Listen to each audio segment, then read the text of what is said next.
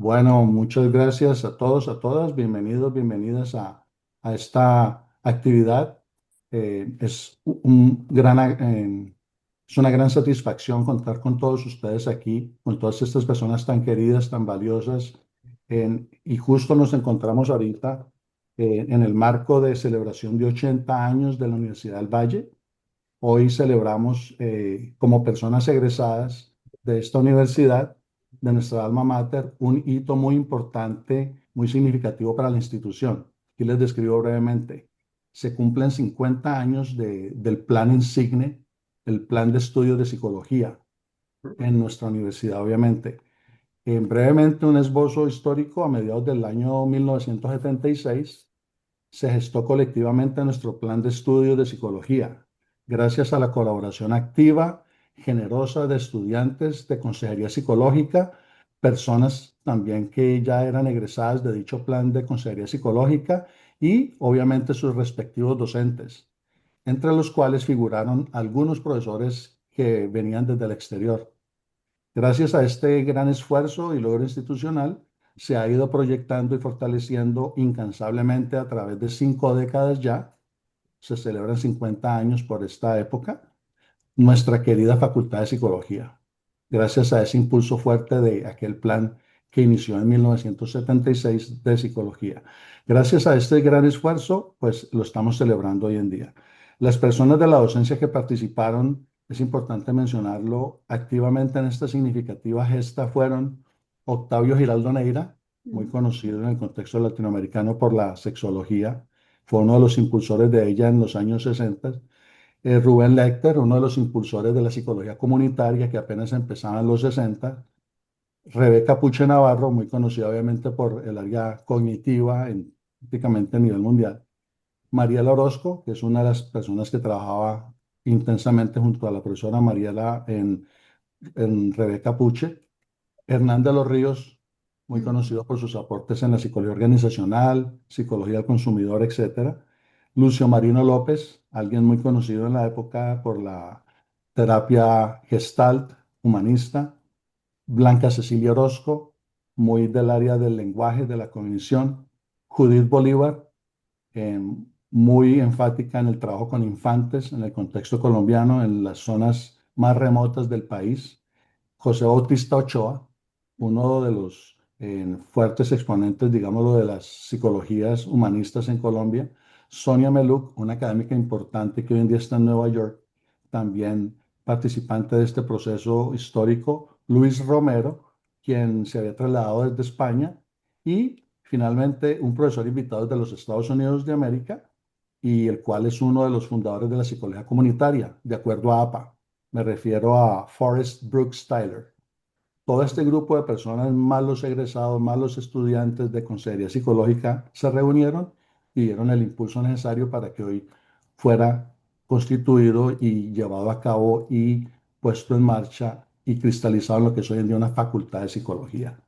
Conforme a lo que nos comparte y comenta, finalmente voy a comentar esto, lo que nos comparte cálidamente la profesora Sonia Meluc: el programa de psicología surgido de la Universidad del Valle, una institución de educación superior pública, ha dado la oportunidad a estudiantes no solamente de Cali, pero también de otras ciudades del departamento del Valle, como Palmira, Tuluá, Buga, etcétera, de adelantar sus estudios de pregrado en psicología. Además, fue un programa novedoso en sus inicios. ¿Por qué? Principalmente, hay que acotar, eso es muy importante, desde sus inicios ofrecía diversas, quiero enfatizar esto bastante, diversas orientaciones en terapias psicológicas a los estudiantes, para que ellos abordaran con firmeza dicha formación académica tan necesaria en ese momento histórico. Mientras que otros programas del país, de Colombia, solamente privilegiaban una sola corriente de formación en psicología clínica como tal. Expresado todo ello, por favor, entonces, estemos dispuestos a escuchar muy atentamente a la y los queridos panelistas de la reunión de hoy. Los lineamientos son muy sencillos, inspirados y motivados bajo ese legado que acabo de mencionar, ese legado histórico tan colectivamente trascendente. Damos inicio hoy a estos conversatorios en psicología clínica y terapias psicológicas. Durante este mes de junio, con la gestión, participación y la amable colaboración de personas egresadas, aquí ya tenemos a varias de ellas de la Facultad de Psicología, de la universidad mencionada, la del Valle, y de otros profesionales en el campo profesional de la salud mental, de otras instituciones educativas, no solamente de Colombia, pero aquí ya hay de otros países, como por ejemplo veo a Alejandro de Perú y también a Jorge de Uruguay. Ellos nos compartirán eso cuando sea el momento, pero de otros países del continente americano. Nos encontramos dispuestos a dar inicio a este ciclo de conversaciones en psicología clínica y terapias psicológicas. Para ello nos acompañamos de varias personas muy profesionales que elaboran en algo tan importante como lo es algo que se conoce, es criticable por muchos ese nombre, etcétera, pero así se conoce esto, es el campo de la salud mental. Estos profesionales nos compartirán de una manera muy cálida y generosa durante este mes de junio sus historias, perspectivas, conocimientos, desarrollos y alcances logrados a través de los años, ejerciendo sus diversas profesiones, porque algunos son médicos, algunos son psiquiatras de los exponentes, en su mayoría son psicólogos, psicólogas. Eh, Vamos a escuchar y a deleitarnos con respecto a aspectos tan esenciales, tan vitales como los siguientes. Formación académica y profesional, cómo se formaron ellos, ellas. Sustento y rigor científico, si es que lo manejan y si es que lo expresan abiertamente. Esto no es camisa de fuerza, pero son los lineamientos para poder conversar en referencia a unos temas. Enfoques teóricos y metodológicos que ellos manejan o ellas manejan. Población o poblaciones a las que atienden y sirven. Técnicas profesionales abordadas durante sus procesos de trabajo profesional.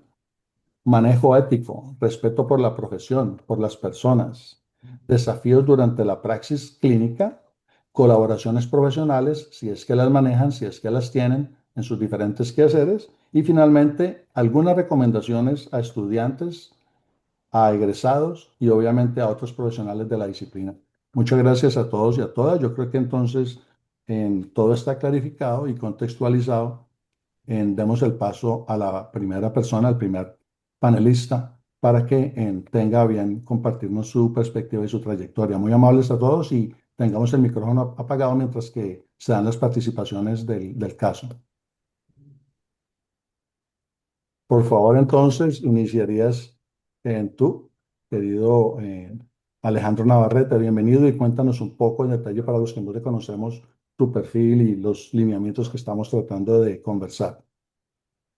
Claro que sí, Dalber, con todo gusto, hombre. Bueno, y gracias por la invitación.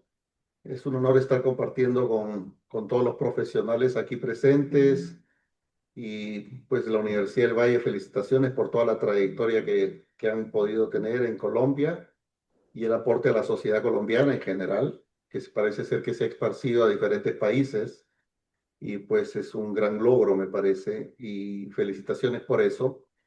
Yo soy Alejandro Navarrete y bueno, soy peruano. Eh, Tengo una trayectoria profesional que comenzó allá en el año 1984, o sea que estamos hablando de muchos años atrás, y me formé como psicólogo en la Universidad Inca Garcilaso de la Vega, en el Perú. La carrera de psicología en el Perú dura 6 años, ¿verdad? Y esto incluye un año de internado.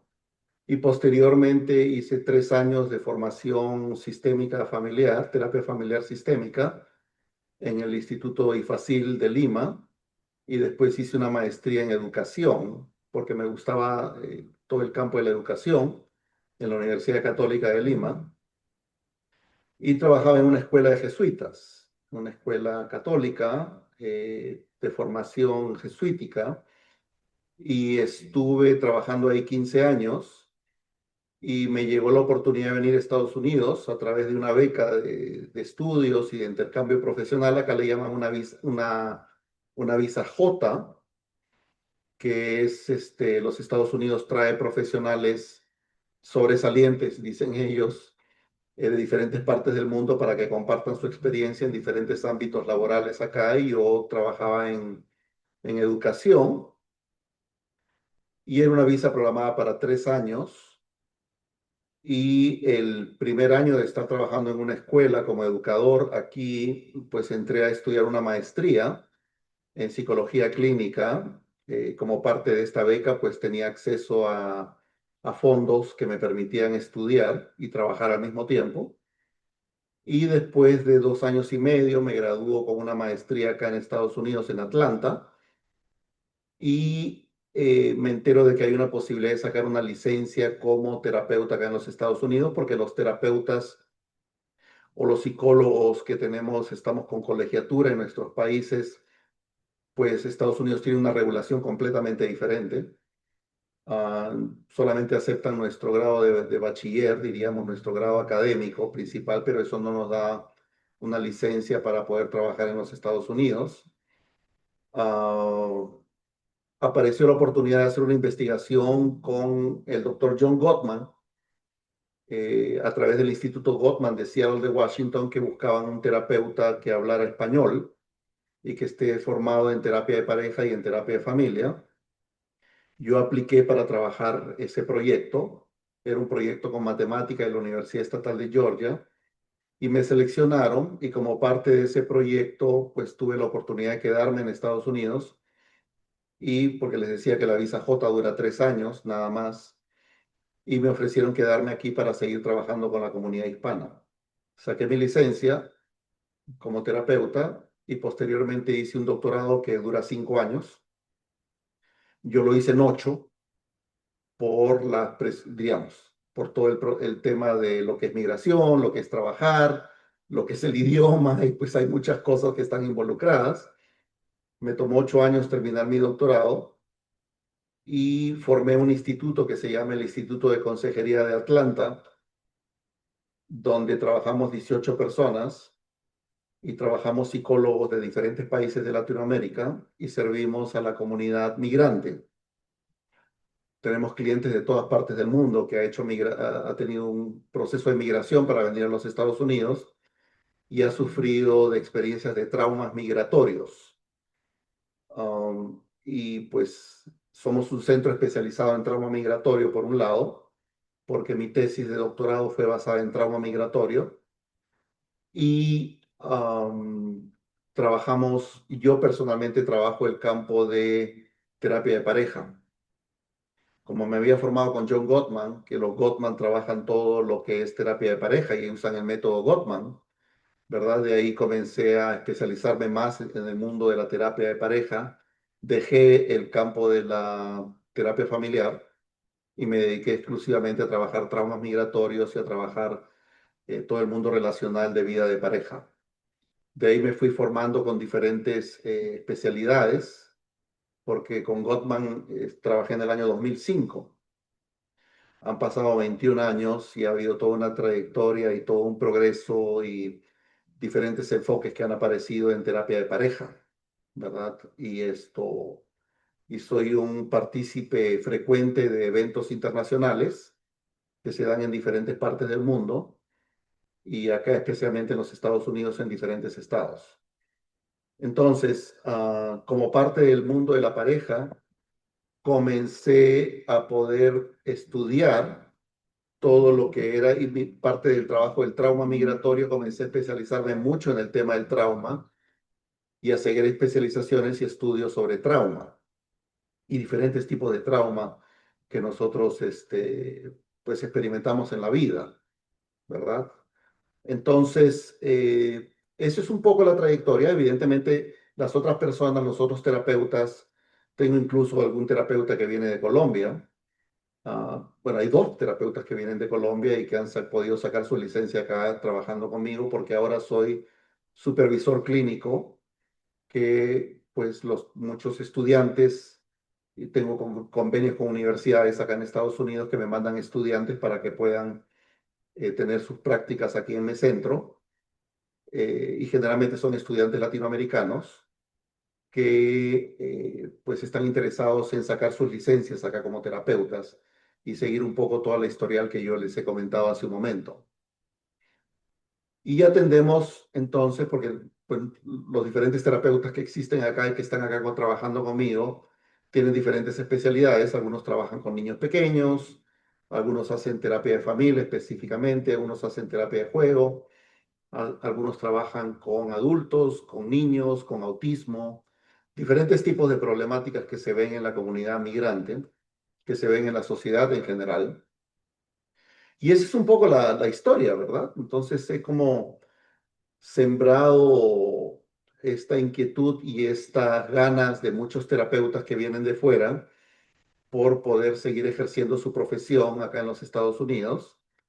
Y creo que el poder de alguna manera que me ha dado el estado de Georgia de poder tener o poder ser, diríamos, supervisor aprobado por el Estado, porque pues el Estado te tiene que aprobar para ser supervisor, es lo que suelo hacer. Y también doy muchos cursos de formación en diferentes países y muchos trabajos los hago en línea, que es lo que hago actualmente aquí, ¿no? O sea, viajo frecuentemente a diferentes países para compartir, para aprender y yo creo que de alguna manera a través de las redes sociales o los grupos que tenemos de WhatsApp, pues Dalbert me contactó y me dijo pues que compartiera un poquito mi experiencia, ¿verdad? Pero como ven, es una experiencia profesional bastante larga, de muchos años. Eh, pues evidentemente pues ha implicado mucho trabajo académico y mucho trabajo también, una inversión fuerte de dinero, porque pues todo esto implica, sobre todo acá los costos en Estados Unidos, tienen que ver mucho con inversiones fuertes para poder estudiar. Las maestrías, los doctorados son muy caros, muy costosos. Pero la suerte que me dio un poco de poder entrar fue que la beca inicial que pude obtener, pues cubrió parte de los costos, eh, digamos, más importantes, más grandes dentro de mi formación. Y ya cuando trabajé con los Gottman y mi experiencia les pareció interesante a estos grupos de estudios, de investigación, ellos me pagaron algunas formaciones que yo pude seguir. Entonces, como que un poquito entre los estudios, un poquito de suerte y aprovechando el talento que iba desarrollando de alguna manera en esta interacción con estos grandes terapeutas, pues comenzaron a abrirme muchas puertas para poder quedarme acá. A través del Departamento de Trabajo me ofrecieron una residencia y después me hice ciudadano de Estados Unidos. Entonces, eso es un poco, de alguna manera, Dalbert, pues la trayectoria profesional y no sé si hay alguna otra cosa que deba decir, me faltó algo o pues si algo les interesaría saber un poquito más, pues acá estoy para poder responder las preguntas que ustedes tengan. Bueno, sería bueno escucharte en relación a qué desafíos has encontrado, estimado Alejandro, en tu práctica profesional, qué desafíos importantes y cómo los has manejado. Si quieres compartirnos un poco ya de colaboraciones, ya nos has explicado bastante por medio del instituto, Ujú, eh, y qué recomendaciones, si nos puedes compartir algunas recomendaciones de tu parte para estudiantes de psicología, ujú. para personas que trabajan con salud mental, que están empezando, para egresados, egresadas, etcétera. Gracias. Claro que sí. Yo creo que, diríamos, uno de los retos grandes que tuve acá en Estados Unidos, bueno, evidentemente no solamente fue el idioma, yo creo que de alguna forma el conocer un segundo idioma como el inglés es algo fundamental en el desarrollo profesional de una persona, porque pues los últimos artículos que se publican de investigaciones y de métodos y cosas así, y estos eventos grandes son dados en inglés. Evidentemente, pues algunos usan traductores, pero pues no es como escuchar y el poder entender el idioma. Entonces, la barrera del idioma es algo que pues tenemos que saltar y de repente también capacitarnos en poder aprender un segundo idioma por ese lado, ¿verdad? Lo otro es que a los psicólogos, por lo menos en mi experiencia, nos entrenaban mucho en pues entrevistas, trabajos clínicos, abordajes de diferentes problemáticas de salud mental, pero no nos enseñaban muchas, o sea, nos enseñaban muchas teorías, pero no a ver cómo es que yo iba a prepararme para poder trabajar y prepararme para un mundo laboral, tanto como para ser o empleado de una universidad o empleado de un hospital o empleado de una clínica o si algunos teníamos el espíritu más emprendedor, por decirlo así, que nos preparasen de alguna forma para conocer estrategias de cómo hacer negocios relacionados al trabajo que quiero ejercer. Porque creo que tantos años de estudios y tantos años de esfuerzo tienen que tener una retribución en tener una estabilidad económica, emocional, evidentemente, y relacional con tu familia, con tu pareja, etcétera, etcétera, pero buscar una posibilidad de tener una condición que pues esta carrera te permita vivir de una manera tranquila, de una manera pues que no estemos apretados financieramente ni nada de eso. Entonces, claro, no nos enseñaban en la universidad o en la formación a cómo nosotros poder ser empresarios y manejar nuestra propia carrera para ser independientes, ¿verdad? Entonces, la formación clínica era muy sólida, el abordaje, etcétera, etcétera, pero creo que uno de los vacíos, las deficiencias era, bueno, ¿qué voy a hacer con todo esto que estoy aprendiendo y cómo voy a poder aprender a vivir con todo esto, ¿verdad? Eso es por un lado. Por otro lado, veía deficiencias de, por ejemplo, me enseñaban mucho a hacer terapia individual. Por ahí apareció un curso sistémico, pero eso apareció posteriormente en la universidad. Incluso cuando vine a Estados Unidos, la maestría y el doctorado te preparaban en entrevistas clínicas, en evaluaciones psicológicas y todo lo tradicional que seguimos nosotros en nuestro programa de formación, pero pienso que había muchas carencias de entrenamiento en algunos temas básicos.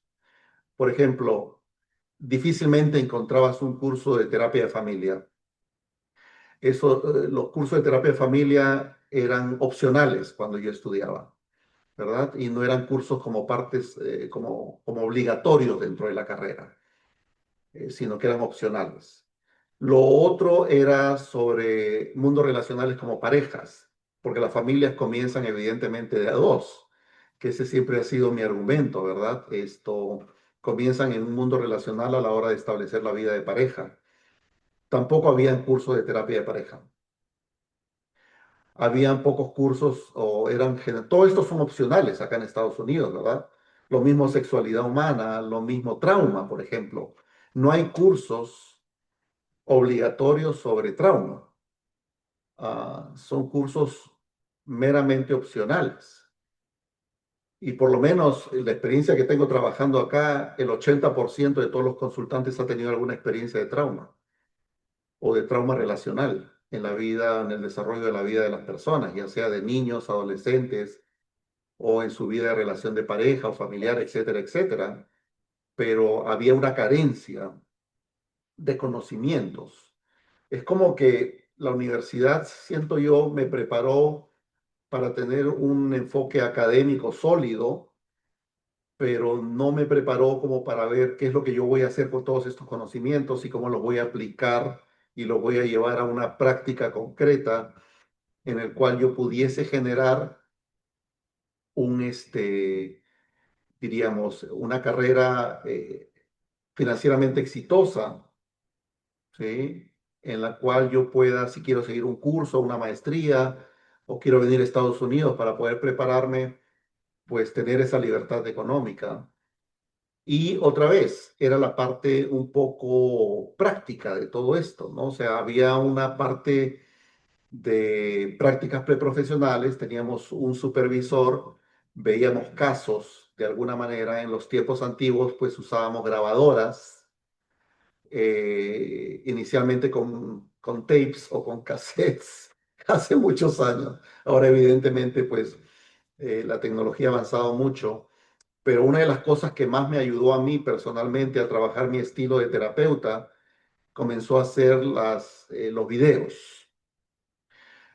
Al inicio usábamos, diríamos, el espejo en el cual me podía ver digamos, mi supervisor y podíamos hacer comentarios sobre mi estilo y qué sé yo, pero después los Gottman, por lo menos en el entrenamiento en terapia de pareja, comenzaron a forzarme a mí como parte del entrenamiento a grabar mis sesiones en video y a recibir supervisión una vez por semana durante un año consecutivo para poder mejorar mi estilo.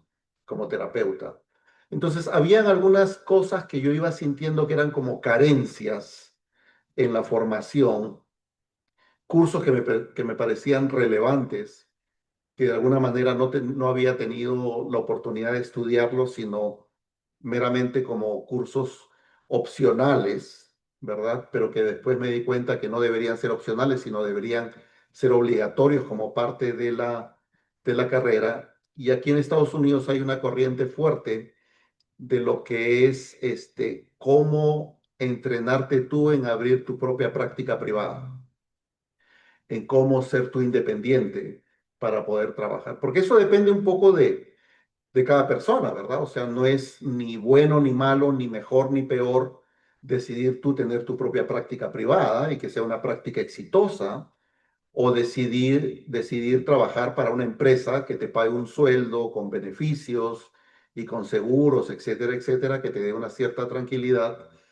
O sea, en verdad no hay una fórmula adecuada. Yo creo que depende de cada persona, pero para las personas que éramos un poquito más empresarias, de cómo hacer esto, de cómo formar un marketing, una imagen, de quién eres tú y cómo quieres vender esa imagen a tus potenciales clientes, no solamente se da un campo de entrenamiento académico que puede ser muy sólido, ¿verdad?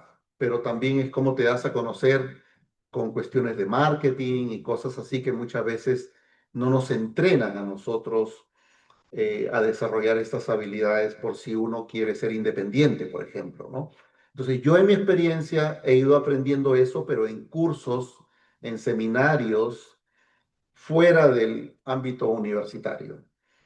Y creo que todo eso debería ser como parte de un perfil del profesional que nosotros tenemos que egresen, pero que tengan muchas herramientas prácticas para poder enfrentar problemas prácticos y que se presentan en la comunidad y también prepararnos para un mercado laboral que cada vez es más exigente, ¿verdad? O sea, acá si tú entras a una página web, por ejemplo, Psychology Today, y pones ahí psicólogos en Atlanta, vas a encontrar, no sé, 2000, ¿verdad? Entonces, ¿cómo es que yo voy a poder sobresalir? ¿Cómo voy a poder encontrar un mercado de trabajo que me dé que me prepare para el mundo actual?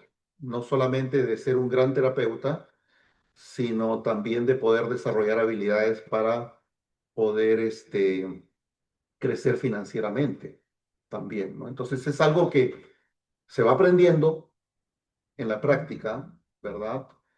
Y pienso que es una carencia en la formación que nosotros tenemos, al igual que los cursos que les acabo de mencionar. Por ejemplo, no habían cursos de terapia de pareja, no habían cursos obligatorios de terapia de familia, no habían cursos de trauma, no habían cursos de, pues, qué vamos a hacer con esta profesión, mercado laboral, marketing, etcétera, etcétera, etcétera. Y sobre todo, qué necesita nuestra población.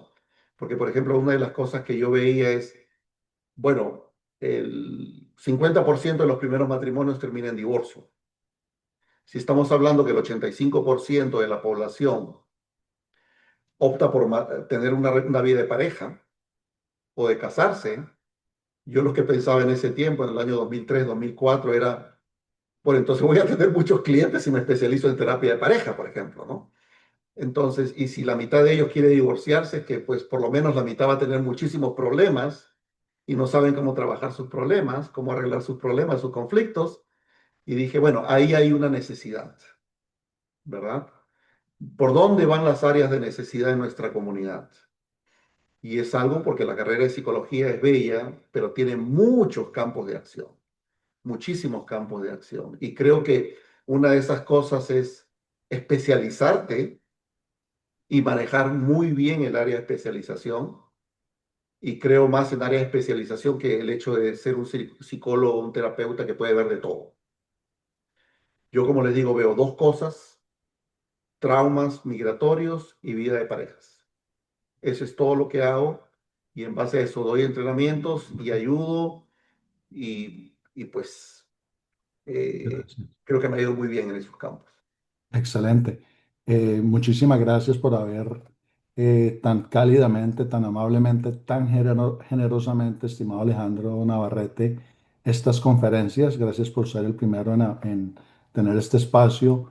Yo creo que nos has compartido información muy valiosa a estudiantes, a egresados, porque hay egresados que están en esas búsquedas profesionales, cómo nos ubicamos, cómo aplicamos lo aprendido, cómo nos hacemos más prácticos, cómo nos enriquecemos de otros conocimientos complementarios que nos proyectan mejor profesionalmente. Yo creo que tu recorrido es fascinante. eh, por eso tuvimos a bien invitarte, porque eres una persona que nos enseñas mucho de cómo manejas el trabajo terapéutico con las personas con las que tú trabajas. Bueno, si hay algunas preguntas de algún participante aquí, de algún asistente, pues damos el espacio por si hay un par de preguntas específicamente hablando hacia el profesor, hacia el doctor Alejandro Navarrete. Sí, yo tengo, Albert. Por favor. Bueno, primero un gusto de escuchar a Alejandro Navarrete, del cual hace poco tiempo tengo conocimiento de él, pero lo sigo en YouTube y en sus programas y en su café de los días jueves. Así que un gusto, Gracias, Alejandro, Jorge. conversar contigo. Gracias, un placer. Es un privilegio escucharte.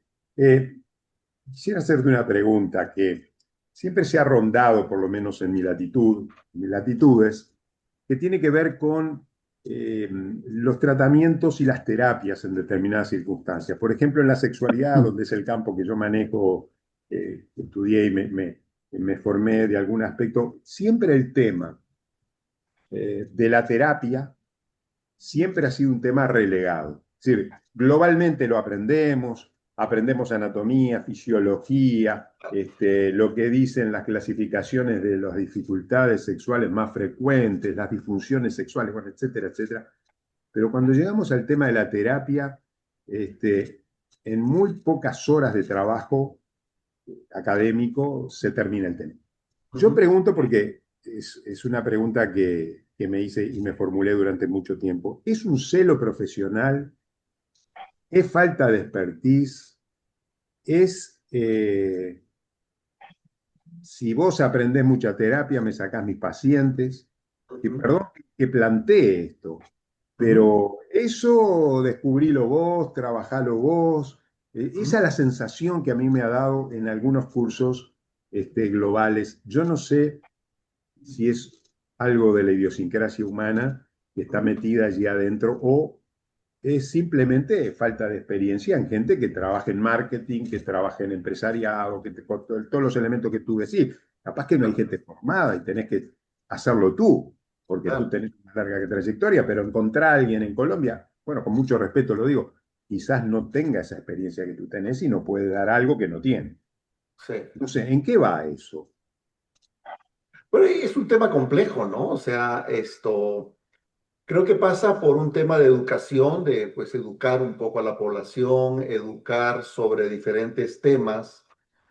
Pues el tema de la sexualidad siempre ha sido un tema complicado que mucha gente por tabúes o por cultura en sí, pues es muy resistente a trabajar. Por ejemplo, hay muchos terapeutas de pareja que no ponen el tema de la sexualidad en la consulta, ¿verdad? Mm. Y es como que un tema del cual no se habla, ¿no? Cuando es parte de la vida de uno. Pues, o sea, Pero no se habla porque no se sabe, Alejandro, también. sí, claro, por eso, eso es a lo que iba, Jorge, porque pues no tenemos una formación, ¿verdad? A veces queremos o a veces pretendemos tener una formación leyendo un libro y eso no es algo tan sencillo, así como, por ejemplo, hay una especialidad en sexualidad humana, hay sexólogos que trabajan el campo desde diferentes aspectos y diferentes disciplinas, ¿verdad? Entonces los psicólogos podemos tener un aporte muy, muy importante si se dedican a la terapia sexual o a la terapia de pareja, pero se requiere una formación, se requiere un conocimiento. Eh, pues es un aspecto, otra vez, que tiene que ver con la educación de los profesionales, el tabú que hay, más la cultura y todo eso. La gente es resistente a hablar sobre eso, pero es resistente porque sentimos eh, pues que no manejamos ciertas cosas, ¿no? Entonces, por Mm. eso yo me refería hace un momento a que, ok, somos terapeutas, ¿verdad? Pero, ¿qué tipo de terapia haces? ¿Cuál es tu especialidad? ¿A qué te dedicas? Entonces, muchas veces cuando somos jóvenes nos metemos en muchas cosas. Nos metemos en muchos entrenamientos. No, no, yo quiero ser sexólogo, quiero hacer terapia sexual, o quiero hacer terapia de pareja, o quiero hacer terapia de familia. No es lo mismo ser terapeuta de familia que ser terapeuta de pareja, por ejemplo, ¿no? O sea, hay muchos terapeutas de familia que dicen que hacen terapia de pareja y evidentemente es un mundo completamente diferente. Entonces, creo que tiene que ver mucho, por lo que tú acabas de decir, hay muchos factores, pero pasa por un tema de educación, pasa por un tema de entrenamiento, pasa por un tema de supervisión. Como tú bien lo dices, ¿dónde aprendo estas cosas? ¿Quién puede ser mi guía? ¿Quién puede convertirse en un coach personal para que yo aprenda esto y que me diga cuál es el camino que yo tengo que seguir? Me interesa el mundo de la sexualidad. ¿Dónde me puedo capacitar? ¿Quién puede ser mi supervisor o mi guía o mi coach que me pueda orientar en este campo? Eso es lo que falta. Muchas veces los supervisores, por lo menos dentro de mi experiencia profesional en la universidad, otra vez te enseñan a hacer grandes clínicos, Mm. a trabajar diferentes enfoques y que el enfoque cognitivo-conductual o qué sé yo, está bien, pero ok, tengo este cliente, ¿qué hago? O sea, ¿solamente un enfoque me va a servir? ¿O tengo que conocer qué cosa exactamente y con qué tipo de clientes quiero trabajar?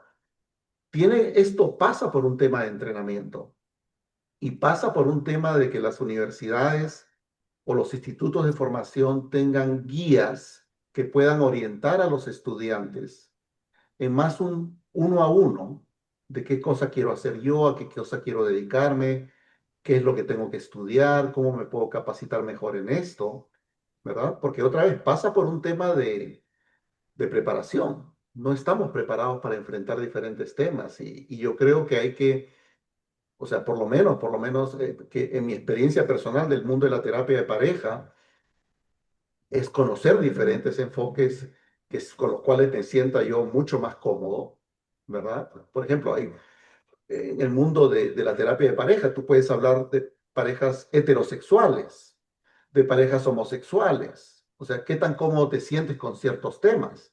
Hay gente que se puede sentir cómoda trabajando con parejas gays, por ejemplo. Hay gente que no se va a sentir cómoda por principios, no sé, factores de religión o diferentes cosas.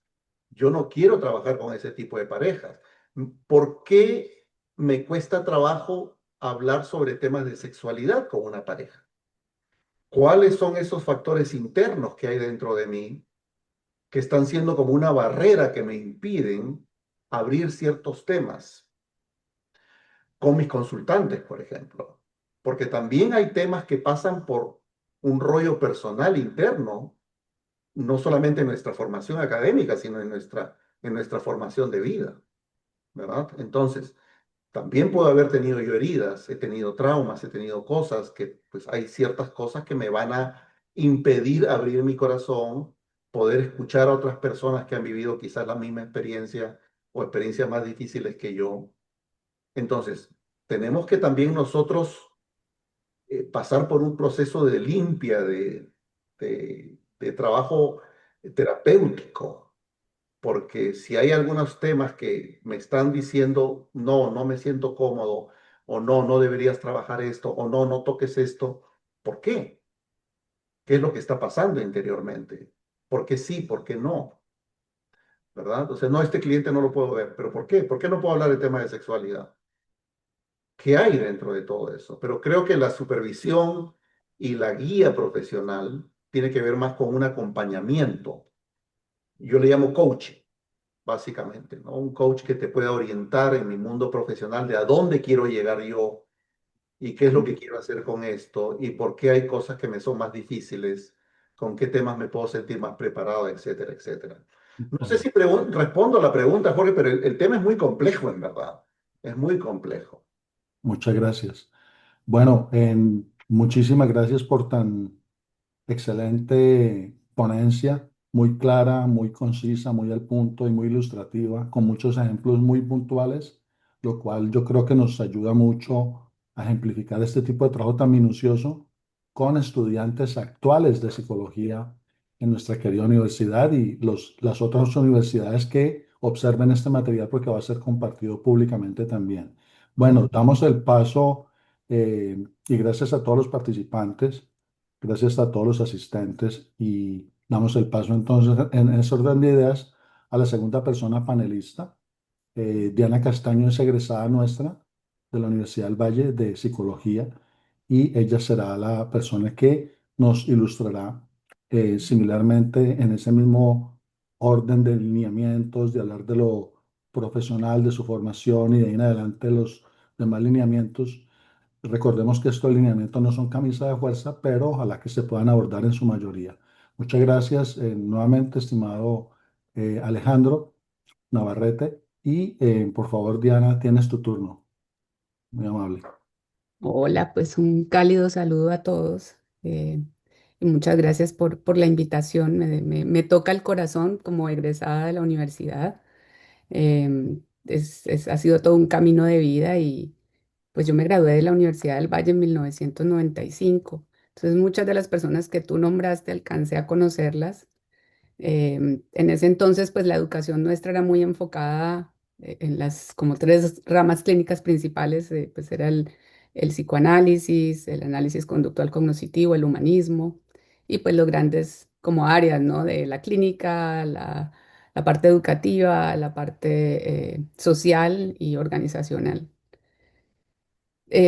Mi escogencia cuando estaba en la universidad fue irme más por la parte clínica, desde el enfoque humanista y también tomé muchos cursos de educativa con la doctora Puche, Mariela, bueno, todas estas grandes de la universidad.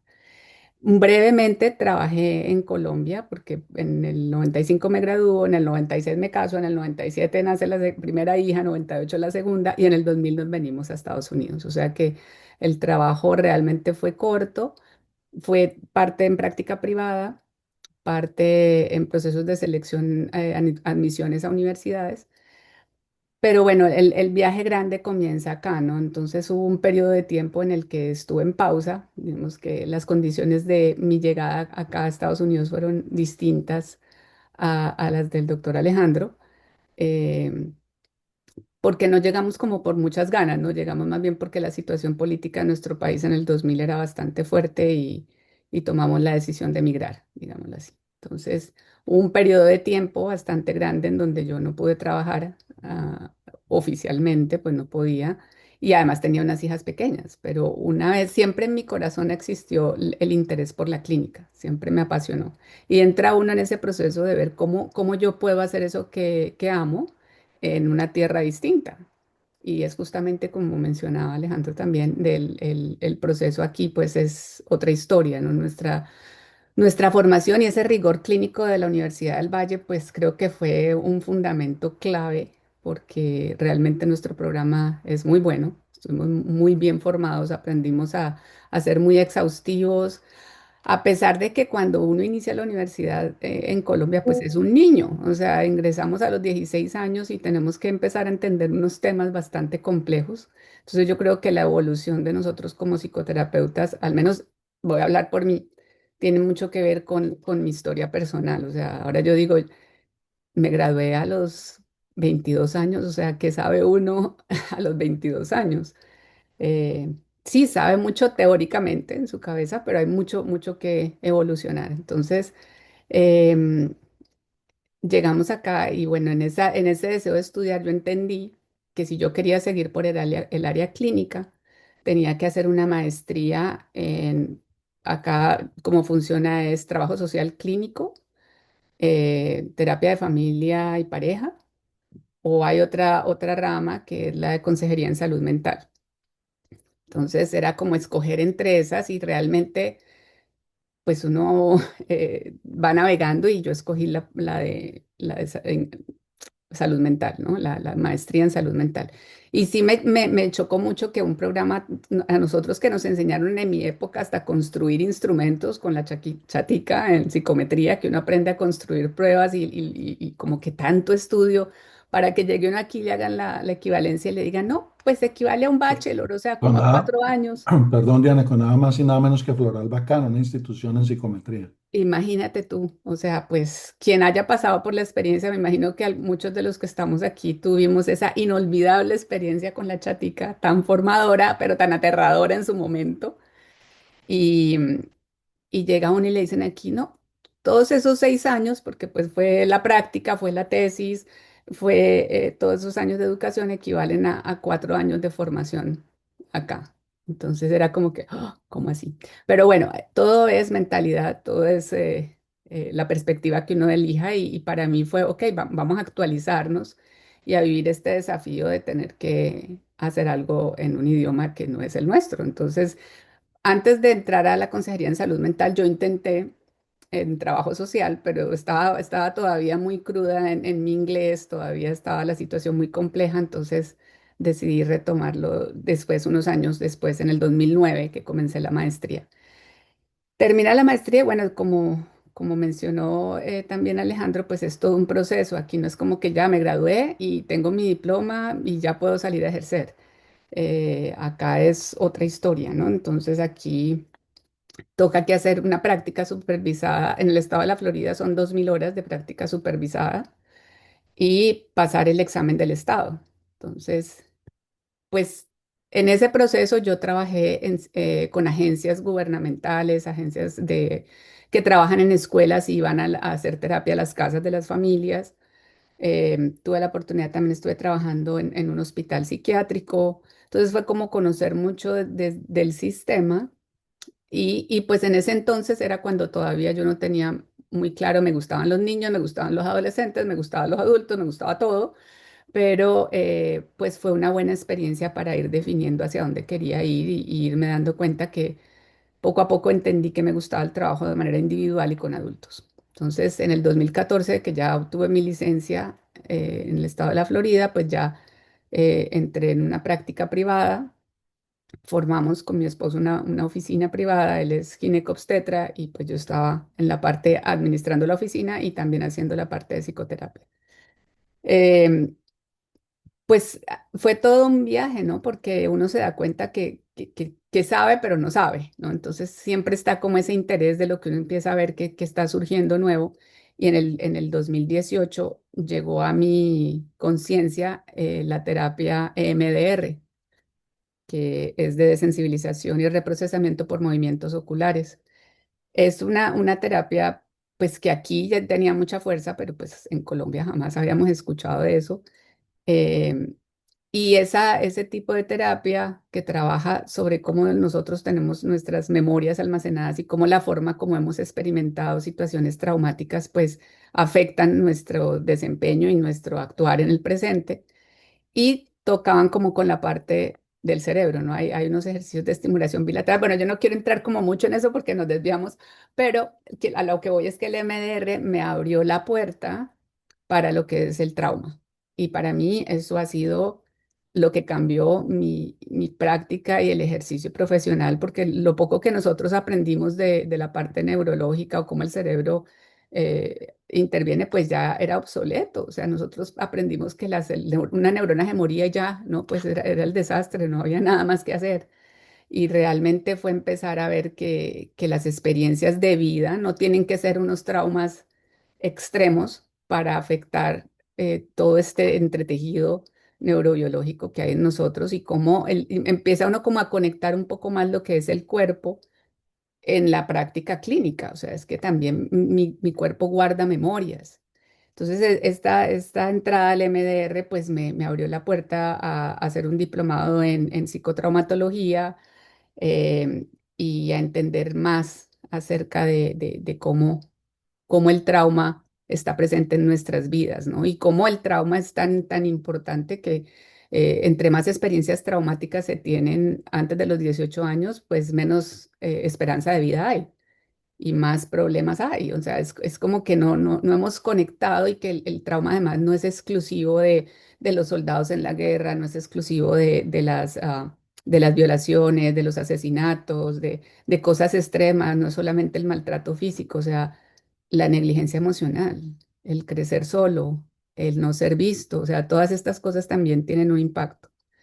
Entonces de allí me seguí apasionando cada vez más y pues yo soy de la creencia de que lo que yo trabajo lo tengo que haber vivido de alguna manera o lo tengo que haber conocer desde mi propia experiencia. Entonces también yo entré como a hacer mi propia terapia desde el EMDR, lo cual pues también fue maravilloso y se fueron abriendo otros tipos de enfoques terapéuticos como algo que se llama Kintra Family Systems Therapy, que seguramente Jorge lo conoce muy bien, porque viene un poco de la terapia de sistema familiar, pero ya como entendiendo que tenemos aspectos o partes dentro de nosotros que pueden verse casi como una familia, ¿no? Pero ya de forma interna. Entonces es otra formación que también he hecho. Me parece que en lo que yo he visto en mi práctica es la relación, siempre la gente llega a veces pensando en la relación con los hijos, la relación con la pareja, la relación con sus compañeros de trabajo, pero pocas veces se mira la relación consigo mismo. Entonces de ahí también vino otras herramientas que aprendí, que fue lo de mindfulness and self-compassion, que es como basar un poco el poder tener esa gentileza que tan fácilmente tenemos hacia otros, poderla tener hacia nosotros mismos. Entonces, pues todo este camino me ha llevado continué por la práctica privada con solo personas adultas. En el 2024, pues ya mi esposo se retira, cerramos la práctica y yo me vengo a trabajar exclusivamente en línea. Em, pero sí noto, o sea, que una de las cosas que es muy importante es entender de que el ser psicólogos no elimina que somos seres humanos y por tanto primero tenemos que atendernos a nosotros mismos y tenemos que ser muy conscientes de en qué estamos. Como lo que hablaba también Alejandro, de, no, pues si para mí el tema de la sexualidad es incómodo, pues va a ser incómodo también en consulta con mis pacientes y ni siquiera lo voy a indagar. Entonces, pienso que es importantísimo es que yo me mire, que yo trabaje antes de que esa contratransferencia surja en sesiones, pues yo pueda haber trabajado en mí, en mi historia y qué está pasando, ¿no? Todas estas enfoques, digámoslo así, que yo uso hoy por hoy, pues son basados en evidencia. O sea, cuando preguntabas acerca del rigor científico, pues tanto el MDR como el IFS, como la teoría de la autocompasión y todo esto, pues ya tienen mucho soporte científico. Son muchas las investigaciones que se siguen haciendo. Y me parece que el desafío que tenemos es que podamos balancear ese rigor científico con nuestro juicio clínico y nuestra humanidad. O sea, que recordemos que no se trata solo de aprender miles de técnicas, que no se trata solo de tener una buena caja de herramientas, se trata también de ser hábiles para usarlas. Y eso viene desde el conocimiento propio, y eso viene desde el entender que en el proceso terapéutico la relación, ese vínculo que estamos estableciendo con ese paciente que tenemos enfrente, pues es una clave y es un momento un momento sagrado. O sea, la forma como yo veo mi práctica es que el que llega a trabajar conmigo me está invitando a su mundo más íntimo y eso es un mundo sagrado y es tomarlo desde allí, es entender de que la presencia es sanadora, una presencia sintonizada con el paciente, pues realmente es más que el saber manejar una técnica. Entonces es como balancear esa parte, ¿no? ¿Qué otra parte tenías? Para mí la parte del manejo ético y de dignidad, ¿no? Es la dignidad de la persona, es ejercer con humildad, o sea, no porque yo tenga todos los títulos del mundo, porque tenga mucha experiencia clínica, siempre va a haber algo que aprender. No tengo yo el conocimiento realmente la persona que yo les digo a mis pacientes, a ver, yo lo acompaño en este viaje, pero el experto aquí es usted, porque usted es el que ha estado con usted toda su vida.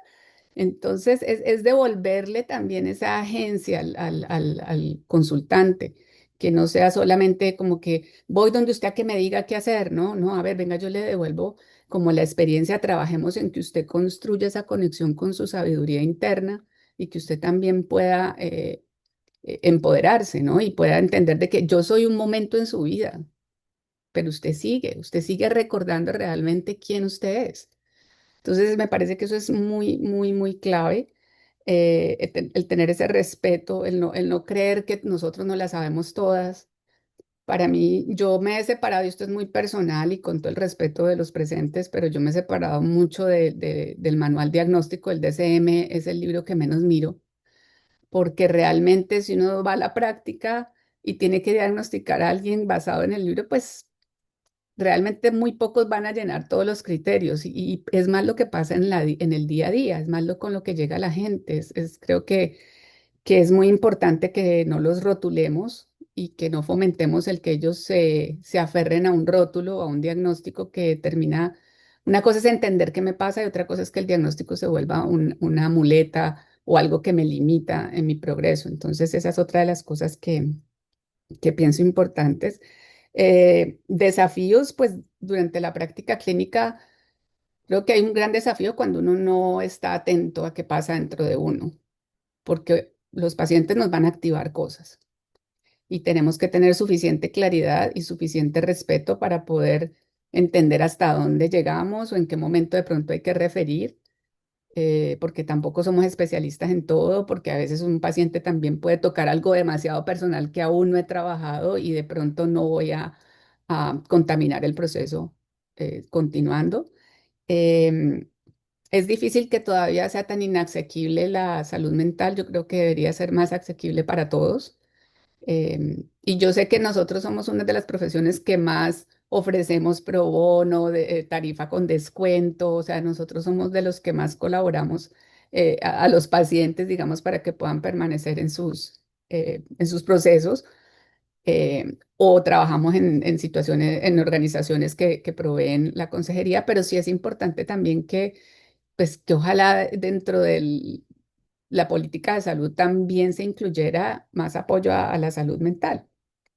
Em, y pienso también es importante mantener conexión con todas las profesiones, o sea, trabajar de la mano con los médicos, con los coaches, con todo el mundo realmente, porque hoy por hoy que hay tanta, la gente está tan enganchada con las redes sociales, pues hay muchas ofertas que pueden ser más económicas para las personas que un proceso terapéutico. Entonces, que voy a hablar con un coach, que voy a hablar. No podemos parar la existencia de otros profesionales que de alguna forma ofrezcan algún tipo de alivio, pero sí podemos educarlos en que no todos los campos se pueden entrar. O sea, que el profesional en psicología clínica tiene una formación que es mucho más profunda y que le da los elementos para navegar situaciones que pueden terminar siendo retraumatizantes para un paciente si no se saben manejar. Em, yo lo que le recomendaría a la gente es que no se olviden de la humanidad, no se olviden del paciente, no se olviden de ser curiosos, o sea, no pensemos que no las sabemos todas, confiemos en las herramientas que tenemos, pero seamos muy respetuosos y muy humildes también en nuestro ejercicio, em, y cuidar de nosotros, ¿no? O sea, cuidar de nuestro sistema nervioso, eh, cuidar también de cómo les ayudamos a los pacientes a que entiendan que la inteligencia artificial es una herramienta, pero no es un psicólogo. O sea, l- l- el, el éxito de la psicoterapia tiene que ver mucho es con el vínculo y un vínculo real, un vínculo con humanidad. Entonces, pues eso es un poquito de mi historia. Sigo creciendo, sigo siendo muy curiosa. em, y bueno, ahí voy. No sé si alguien tenga alguna pregunta o si me queda faltando algo, pues me cuentan.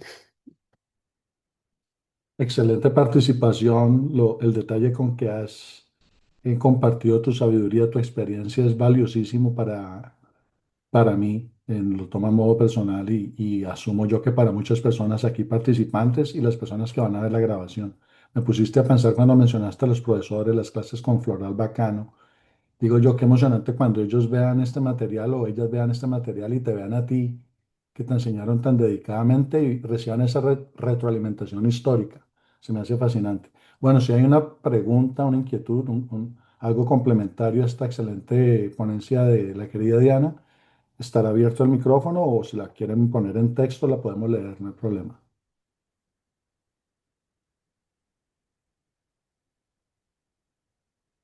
De lo contrario, tenemos, Hay una ¿hay pregunta en alguien el chat escribiendo? sobre el MDR, ¿no? Me pareció ver. Oh, acabo de ver un mensaje, sí. ¿Podría explicar en líneas generales el método terapéutico que hace referencia a MRD? Yo creo que el Sí, modelo que hablaste, sí. sí, el MDR, pues en inglés es Eye Movement Desensitization and Reprocessing, que básicamente es lo que yo le decía, desensibilización y reprocesamiento por movimientos oculares.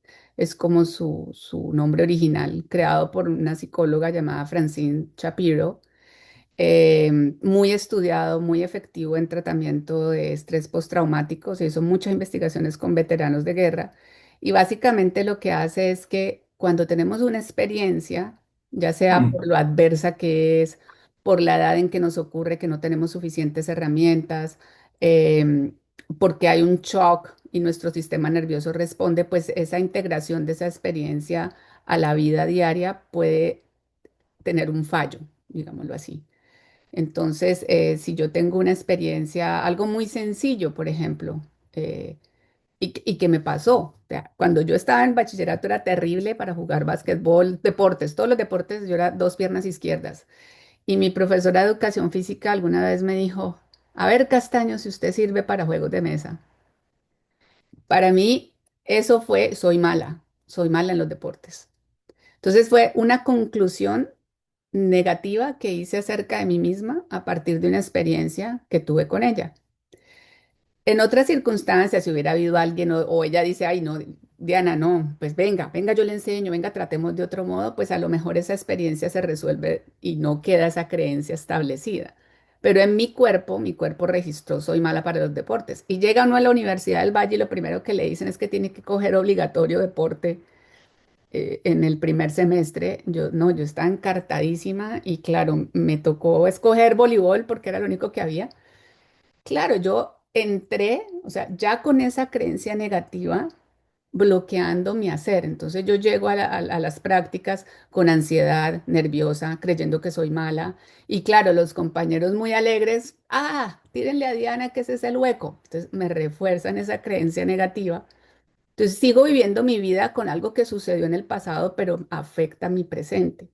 En la terapia de MDR, ¿qué hacemos? O sea, es que trabajamos esta memoria y le permitimos al cerebro que como que integre la información. Le damos un espacio a través de la estimulación bilateral del cerebro que se hace por movimientos oculares, o sea, que uno sigue movimiento de lado a lado, se hace por estimulación táctil, auditiva, lo que sea más cómodo para el paciente. Entonces vamos a revisitar. Es diferente a la terapia de exposición porque no estamos como alimentando y exponiendo a la persona a esa memoria, sino que simplemente vamos a mantener una atención dual, que es voy a recordar ese evento como que pasara una película y voy a estar muy acá en el presente. Y la estimulación bilateral de alguna manera activa hemisferio derecho, hemisferio izquierdo y nos permite como que yo caiga en cuenta de cosas que no caí en cuenta allí, que de pronto esa creencia ya sea debatida, sea cuestionada y llegue tal vez a una creencia, es que no, es que la profe no me enseñó, pero pues yo puedo tratar, o sea, que llegue a una creencia más adaptativa y más acorde con la experiencia real. Eso pues en unos términos muy simplistas, pero pues ha sido maravillosa, por ejemplo, con lo que yo les decía, veteranos de guerra que llegan con unas experiencias traumáticas supremamente fuertes y que ante un estímulo, por ejemplo, están en la cocina y la esposa cierra el gabinete de la cocina duro y ellos se tiran al piso porque ya les sonó como muy, muy grande, ¿no? O sea, el sistema nervioso está hiperactivado completamente. Entonces es el poder trabajar con ellos y ayudarles a transformar, a reprocesar esas creencias negativas que se formaron en el pasado y a tener una resolución de ellas. Es como muy, muy básico, muy general, eh, pero esa sí es una de las recomendaciones a quienes están estudiando psicología si tienen, y quieren seguir por el área clínica. Si tienen oportunidad, entrénense en EMDR. Es, es muy, muy eficiente, muy eficaz. Muchísimas gracias. Ok. Excelente ponencia también la tuya, querida Diana Castaño. Mm. Bueno, me parece excelente que Univalle reciba este material y se dé cuenta en tiempo real, concretamente, en casos específicos de cómo funcionan este tipo de formaciones en la práctica. cómo se desenvuelve un profesional en psicología en el mundo real, donde sea que sea, en el contexto humano, geográfico que sea. Y pues eres una valiosa persona de ellas, y todo lo que nos compartes que ha logrado realizar por medio de tu trabajo en psicología clínica, en terapia. Yo creo que se debe sentir muy orgulloso Univalle de formar a personas como tú. Bueno, damos entonces el turno a otro egresado nuestro enfatizando ese sentido de pertenencia a Unibayuno. Mauricio Rivas, por favor, entonces tienes tu tiempo. Yo creo que los dos primeros tiempos de exposición han sido muy claros. Seguiremos esa línea de aquí en adelante. Muchas gracias a todos y a todas y démosle el tiempo entonces al estimado Mauricio Rivas, el cual pues, nos explicará en detalle su labor, su gestión y su recorrido. Gracias. Hola, buenos días, tarde ya. Mucho gusto, Mauricio Ríos Nieto. Soy un caleño, noveno hijo de 9, y tengo un recorrido un poquito, digamos, distinto y a la vez similar, pues en ciertas cosas con mis dos antecesores. Que me alegro mucho pues haber como podido escuchar. Yo inicié en la Universidad del Valle, sin embargo me fui a los 20 años. Entonces hice un poquito el recorrido inverso, ¿no?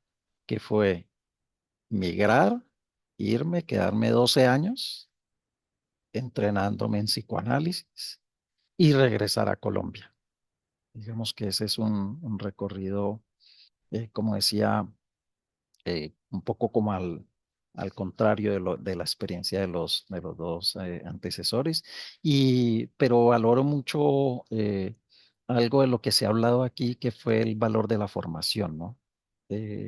Yo inicié en Univalle y luego regresé para ser profesor en Univalle de psicología, de psicoanálisis, y finalmente pues pasar como de un entrenamiento bastante, eh, digamos, riguroso. Ustedes hablaban ahora se hablaba de cómo en los países de primer mundo, en Estados Unidos o en Francia, tú no ves un paciente antes de haber hecho eh, psicoanálisis personal, supervisión, seminarios, etcétera. Y pasar a enseñar psicología aquí, donde el psicólogo termina su, termina su formación académica y luego va por la libre, ¿sí? Entonces terminas tú, como decías, Diana, a los 22, 23 años, y entonces lo primero que haces, por supuesto, generalmente es abrir un consultorio, ¿sí? Y además atender niños. eh, eh, digamos que es una exageración, pero es un poco lo que pasa. Y cómo finalmente poder eh, enseñarle acompañar en ese aprendizaje a los estudiantes, pues pasa por muchas cosas. Uno, la formación, por supuesto, la supervisión. Tú hablabas ahora de 2000 horas de práctica supervisada, o el doctor Alejandro, donde te entrenan, te coachen para poder salir a una práctica, ¿sí? Entonces, ahora, digamos de que ese fue más bien el recorrido personal que tuve la oportunidad de hacer, pero bueno, luego vienen también los eventos de vida. Yo estuve 6 años enseñando en la Universidad del Valle, con procesos muy, muy rigurosos, muy interesantes eh, en el hospital psiquiátrico, en la práctica con niños, en práctica con adolescentes, que ha sido mucho de mi práctica personal clínica. Y finalmente se declara pues la discapacidad de uno de mis chicos, y entonces aparecen allí como dos opciones. Uno que fue trabajar más en implementar políticas públicas, y es lo que me dediqué durante casi 15 años, aparte de la práctica clínica, implementar políticas públicas en deporte, en educación, en infancia, adolescencia, pero orientados mucho al deporte por haber sido deportista olímpico de esgrima. Por eso me fui a Francia muy temprano. Para hacer ese doble entrenamiento. Entonces, esos eventos de vida finalmente hicieron también de que trabajara en algo que había trabajado en Francia. Tuve la oportunidad de formarme con pues grandes especialistas de la infancia y de la adolescencia, René Diatkin, Charles Bovici, François Dolto, eh, Juan David Nacio, etcétera, como terapeuta, pero ahora era como padre, cómo implementar soluciones, digamos, lo más adecuadas posibles en un país donde pues esa atención no está estructurada, ¿sí? Y al mismo tiempo con unas, digamos, unas oportunidades también que es poder trabajar para que eso que no está estructurado, pues también tenga su sello a partir del trabajo o a partir de lo que se privilegia pues en nuestras latitudes, que tiene que ver con la empatía, con el acompañamiento, con digamos, con el amor, ¿no? Y finalmente que para que pudieran tener una opción de vida como se hace para las personas con discapacidad en Europa. Después de esto, eh, digamos, he seguido trabajando siempre con deportistas, pues por temas, por supuesto, de mi origen personal, digamos, fui deportista de alto rendimiento 20 años, donde siempre he trabajado desde el punto de vista del desarrollo de la persona, ¿no? Es decir, nos encontramos en aquí sucede en Colombia un asunto bastante particular. Nosotros importamos las técnicas, pero no generalmente, eh, digamos que se importa el procedimiento, más no ni el entrenamiento, ni las circunstancias, ni cómo ese llegó hasta esa técnica, ¿sí? Entonces, eh, dentro de mi práctica, dentro de mi práctica tanto como profesor como la práctica clínica, creo que es muy importante el entrenamiento o el recorrido que puedas hacer tú, ¿sí? Eh, personal. Eh, en Colombia eh, es bastante difícil que, por ejemplo, los profesionales hagan supervisión, se hagan supervisar. Y esa es un asunto clave para poder, digamos, estar entrenado para poder ser apto a escuchar. Eh, Quiero traer a colación para ilustrar este asunto. eh, una paciente llega y me dice, llevo 2 veces 3 años por un síntoma, digamos, de un alcoholismo episódico compulsivo. Y llevo 2 veces 3 años en terapia donde me dicen qué hacer.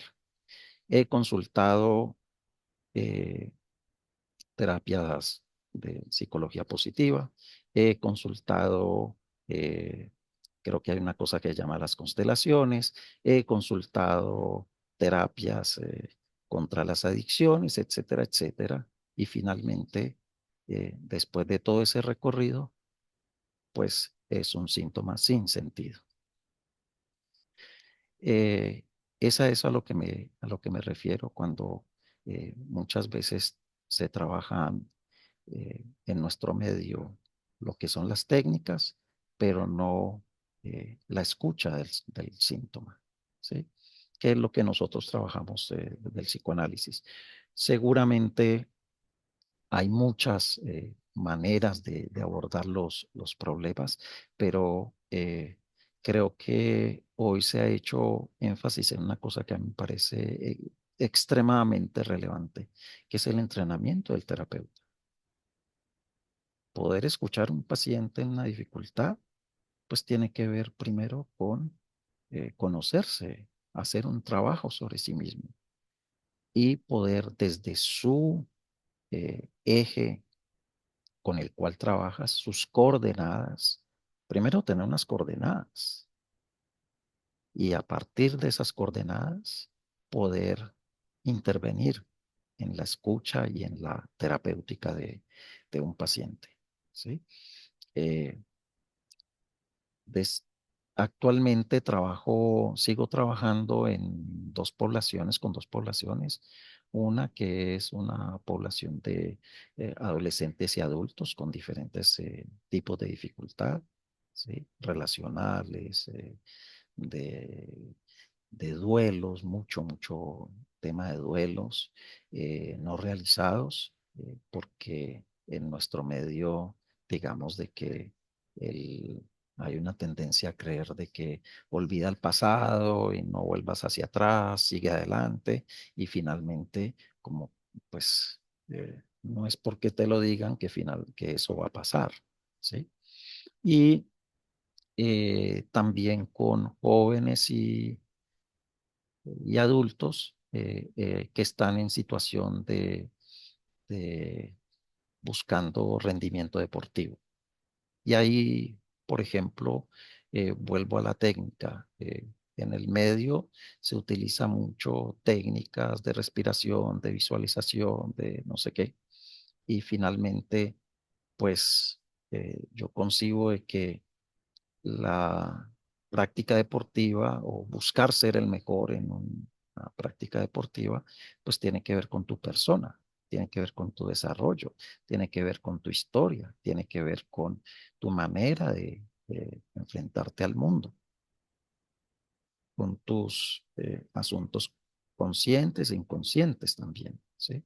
Entonces, sin que sea un terapeuta, sin que conciba un deportista que quiere llegar a ser campeón mundial, campeón olímpico o jugador profesional o jugador de X, finalmente no es su deporte, no es más que la expresión de él mismo.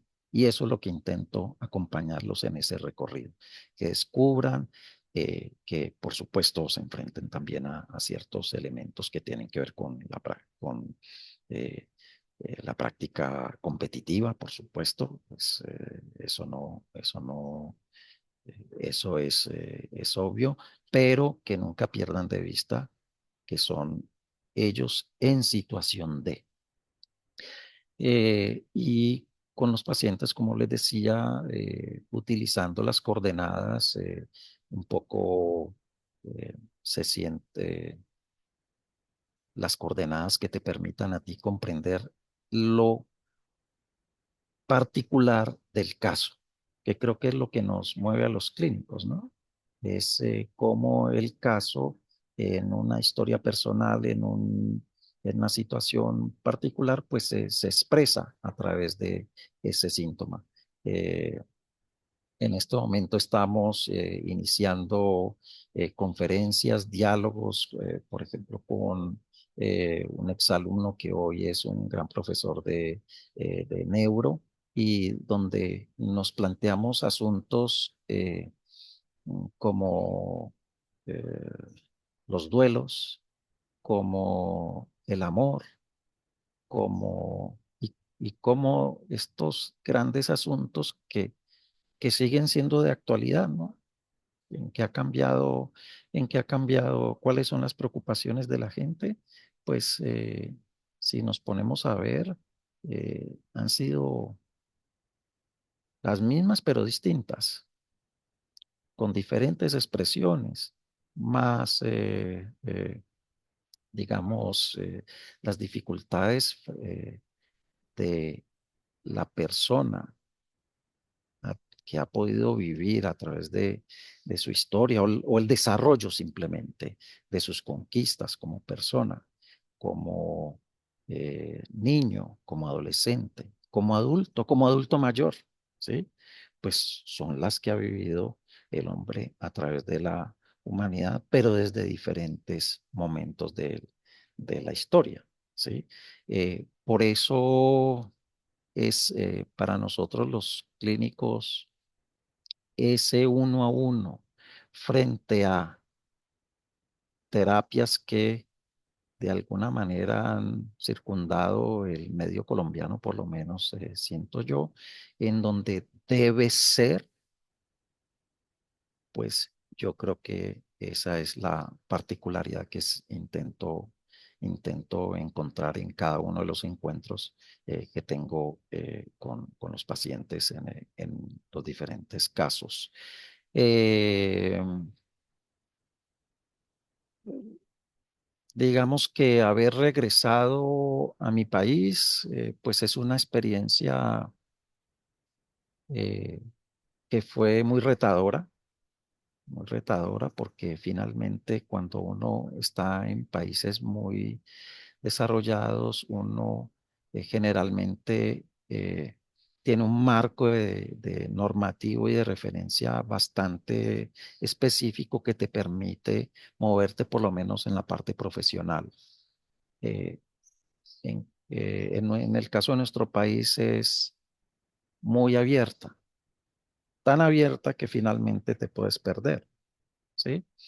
Me llamaba mucho la atención y muchas gracias, hombre, por permitirme estar en este diálogo con el doctor Alejandro, con Diana y con todos ustedes, compartir cómo está, pero escuchar estas experiencias donde justamente es cómo la universidad te da herramientas o no para también lograr hacer una, una práctica, una práctica profesional, un devenir profesional. Yo tuve la fortuna de poder implementar casi 15 años políticas públicas y no dejé de ser psicólogo y no dejé de ser psicólogo eh, cuando estaba implementando, por ejemplo, eh, programas deportivos para numerosos niños. Yo tenía un programa deportivo que eh, atendía a 36.000 niños en la ciudad de Cali, ¿sí? Eh, implementé eh, lo que fue un programa de lo que se llaman ollas comunitarias o de comedores comunitarios que tenían un impacto de 85.000 personas diarias. Y siempre incorporé psicólogos que permitieran que ese programa eh, que fuera de práctica para niños, tan importante, ya no para ser excelentes y para ser grandes campeones, sino para que esos niños pasaran 2 veces a la semana con un referente adulto que les ayudara a ellos a estructurarse. Porque al final de lo que se trataba no era de que aprendieran a ser grandes futbolistas o voleibolistas o esgrimistas, sino que pasaran tiempo de calidad con una persona. Pero para eso hubo que entrenar también a los entrenadores, que ellos no solamente estaban entrenando a patear un balón, a hacer un gesto técnico, sino que ellos estaban haciendo un real acompañamiento y siempre incorporé, ya digamos por el sesgo de ser, haber sido profesor de psicología, siempre incorporé psicólogos que cualificaran ese trabajo, ¿sí?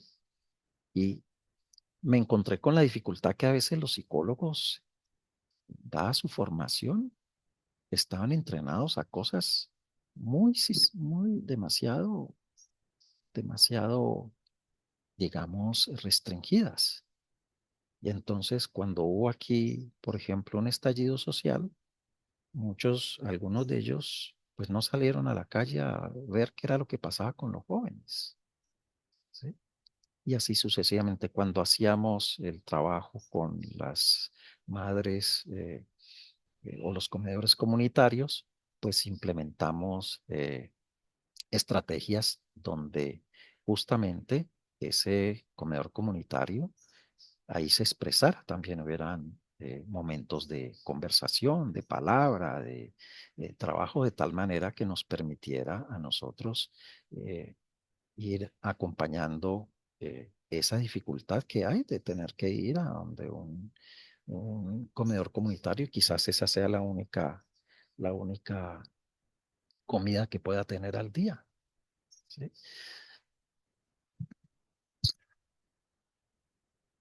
Entonces, psicólogo clínico, eh, creo que he tratado de ser psicólogo clínico en todos los escenarios en los que he podido ejercer, ganarme la vida y- y, digamos, tener un impacto desde el consultorio individual o implementando también políticas públicas. Eh, De hecho, eso fue una conclusión. Yo regresaba a París hace poco antes de la pandemia y me preocupaba mucho, ¿no? Porque decía, bueno, mm, yo me entrené a algo y finalmente ser psicólogo clínico en el medio no es tan clásico como sucede en una práctica de psicoanálisis en París, ¿no? Y entonces me decía de una manera muy linda la psicoanalista, con quien yo había hecho mi análisis personal, me decía, no, es que usted ha sido clínico en todos los escenarios en los que ha ejercido, ¿sí? Eh, y es verdad, digamos de que es importante tener ese marco de referencia que nos permita poder trabajar en los diferentes ámbitos y en los que nos movemos. Y a veces en América Latina, nuestros ámbitos tenemos que empezar por estructurarlos, porque eh, aunque tenemos una ventaja que hemos estudiado la psicología, que es muy versátil y que puede aplicarse a muchos, se puede aplicar tanto que finalmente también nos podemos perder allí en esa práctica. No sé si, si he respondido como a todas las los parámetros de los que habías hablado, Dalbert, pero quería darles un testimonio de lo que han sido los retos, lo que han sido no solamente profesionales, personales y las oportunidades también que tenemos cuando ejercemos aquí en América Latina. Pero si algo quisiera, digamos, enfatizar es qué importante que se haga cuando trabajas en clínica, primero un recorrido personal o al tiempo y una supervisión, ¿sí? La sola el solo trabajo académico de una universidad de ninguna manera te entrena para ser tú un responsable terapéutico frente a cualquier tipo de persona y menos con niños. Entonces, no sé si Excelente tu exposición, estimado Mauricio Rivas. Creo que también, al igual que la querida Diana Castaño, fiel representante de ese movimiento fuerte académico universitario de lo que es hoy en día la Facultad de Psicología, que empezó, reitero, en sus inicios a hacerse fuerte desde pasar de ser un plan de consejería psicológica como fue concebido originalmente el primer programa cercano a ello, a ese saber, en Cali, en Univalle, a convertirse en plan de psicología oficialmente a partir de 1976, lo cual celebramos 50 años por estos días, por este mes, próximo mes casi.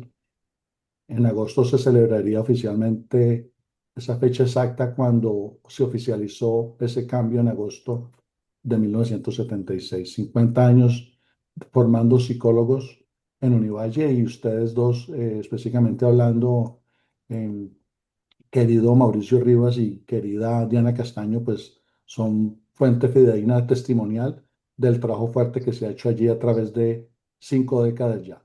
Bueno, muchas gracias. Yo no sé si alguien tiene una inquietud o un par de inquietudes para ir aterrizando esta actividad, este conversatorio, el primero de ellos. Recuerden que estaremos en la próxima semana, aquí de una vez voy compartiendo el enlace, va a ser el mismo enlace, prácticamente no necesitan sino el mismo enlace, los datos aquí están de las personas conferencistas para la próxima semana, día sábado también. Huber Cardona nos acompañará desde Argentina, Sofía Ruales desde Colombia y Mario Velázquez también desde Colombia. Tres personas con otro tipo de testimonios, de perspectivas, de análisis, de historia, de formación en psicoterapias, en terapias psicológicas. Bueno, si alguien tiene alguna pregunta para em, el profesor, para el terapeuta, el psicólogo Mauricio Rivas, tenga bien hacerlo. Si la pueden escribir, la podemos leer.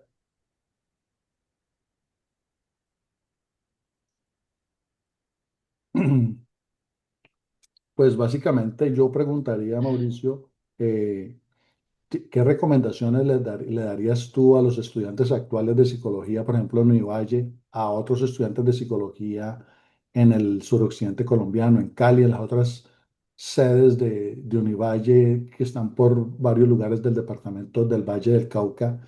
¿Qué recomendaciones les darías a egresados, egresadas que están en esas búsquedas porque hace poco se graduaron, y a profesionales en la materia? Mira, yo creo que podría resumir como en varios, en dos o tres puntos.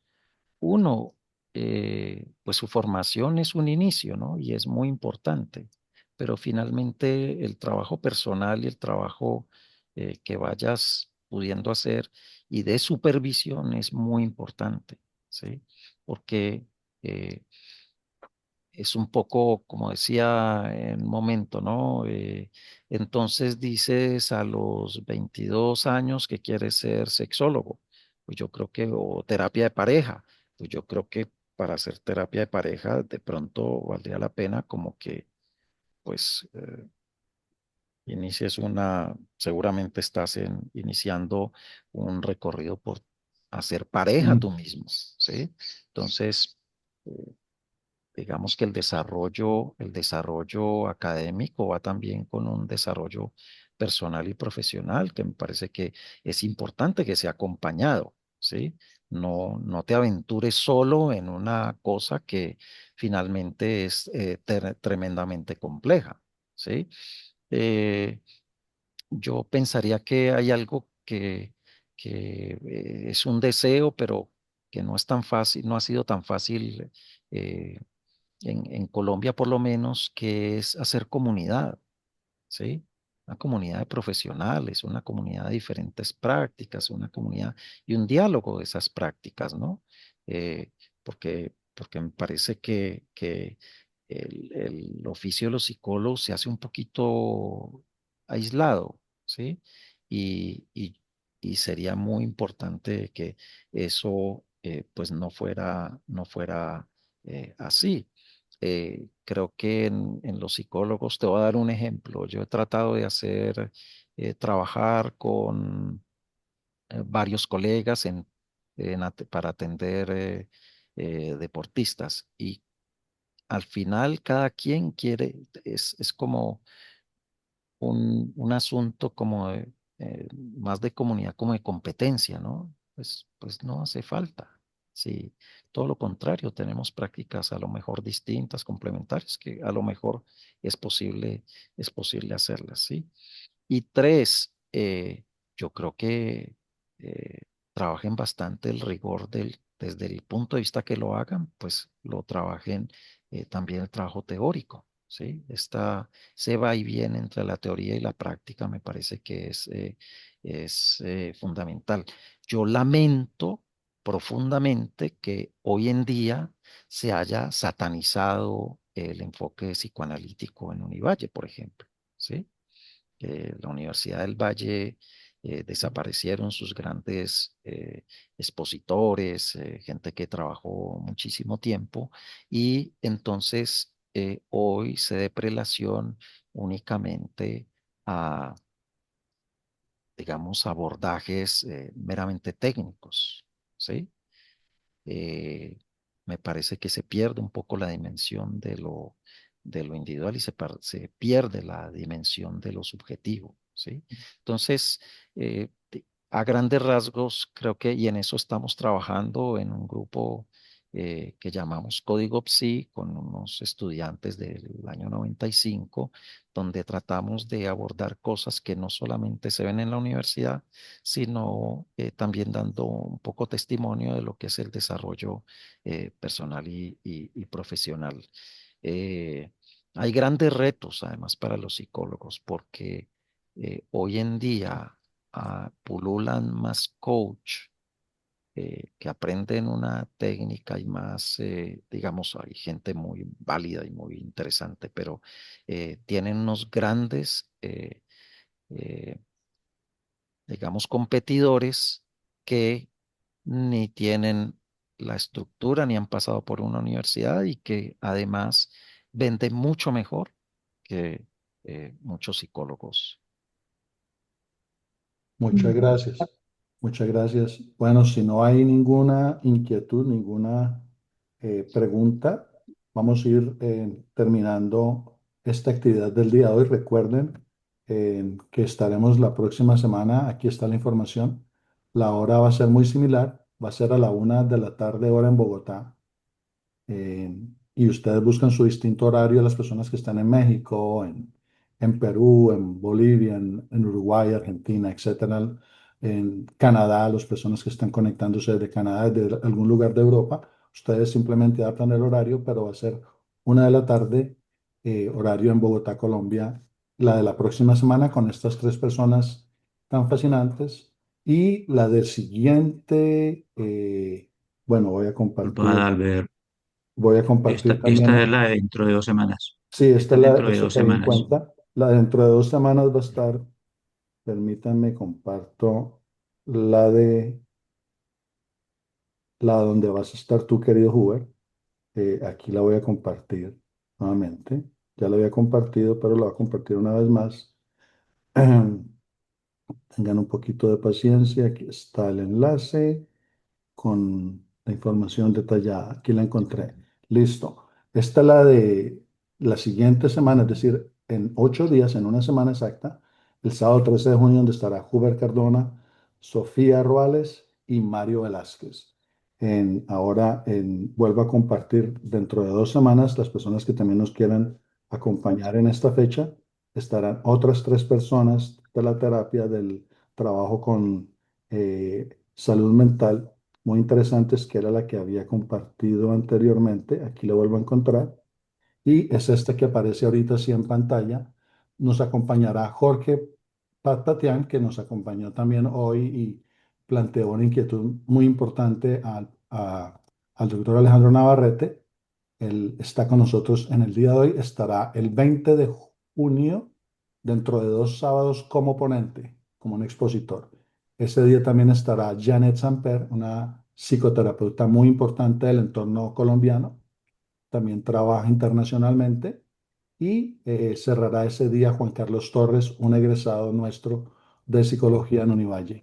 Y habrá el siguiente sábado, es decir, los 4 sábados de junio, habrán este tipo de charlas, de conferencias. Bueno, no sé si alguien quiera acotar algo más o ir dando unas palabras finales. De lo contrario, Muchas gracias a todos y a todas por acompañarnos, por asistir, a los participantes, a los expositores.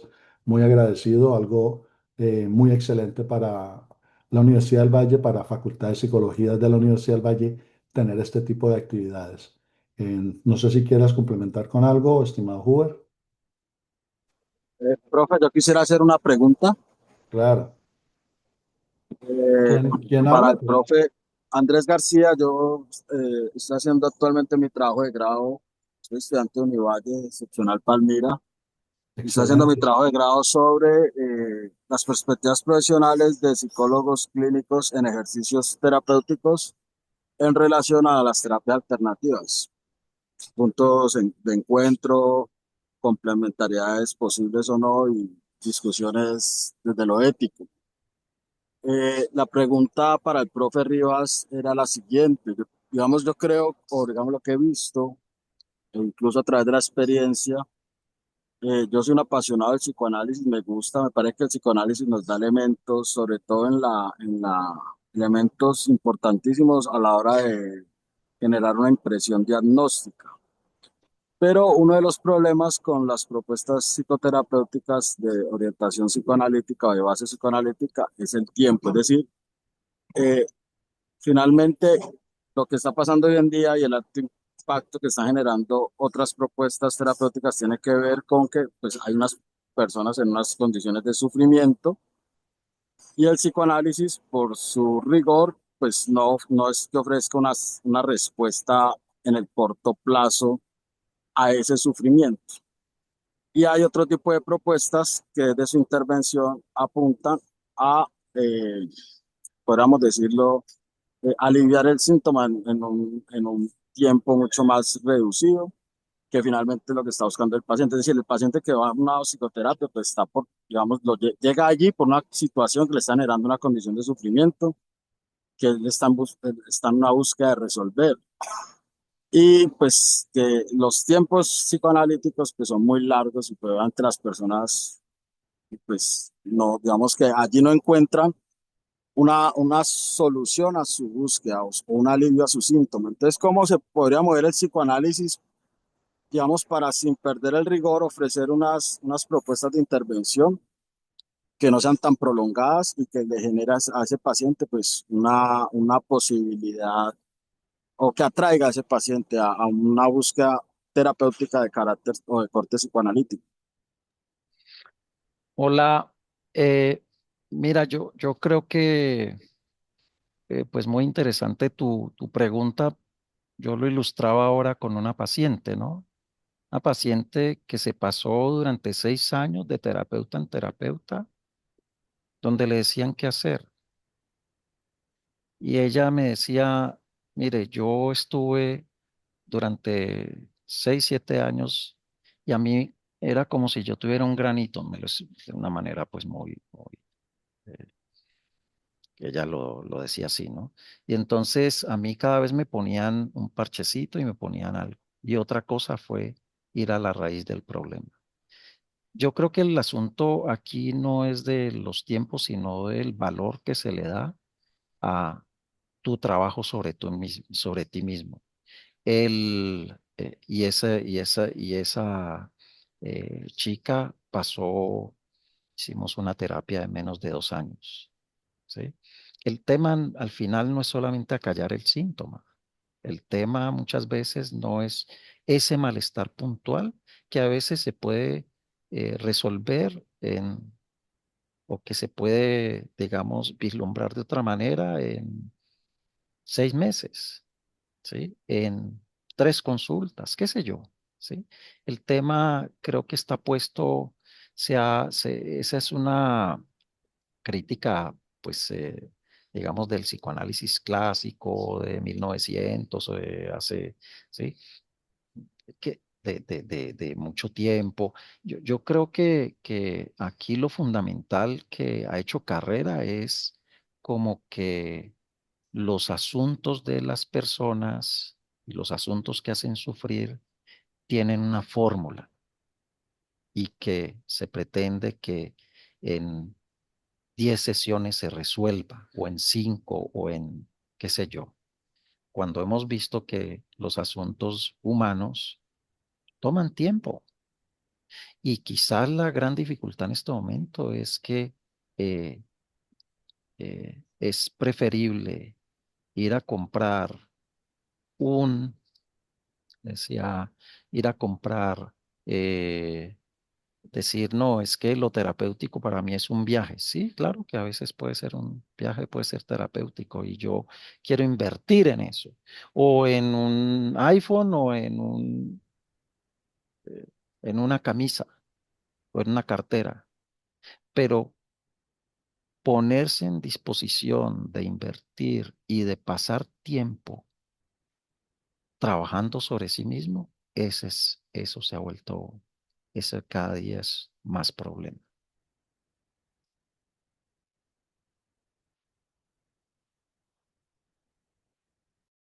Por favor, ¿nos repites tu nombre? Me parece excelente que haya un estudiante aquí de la sede de Palmira.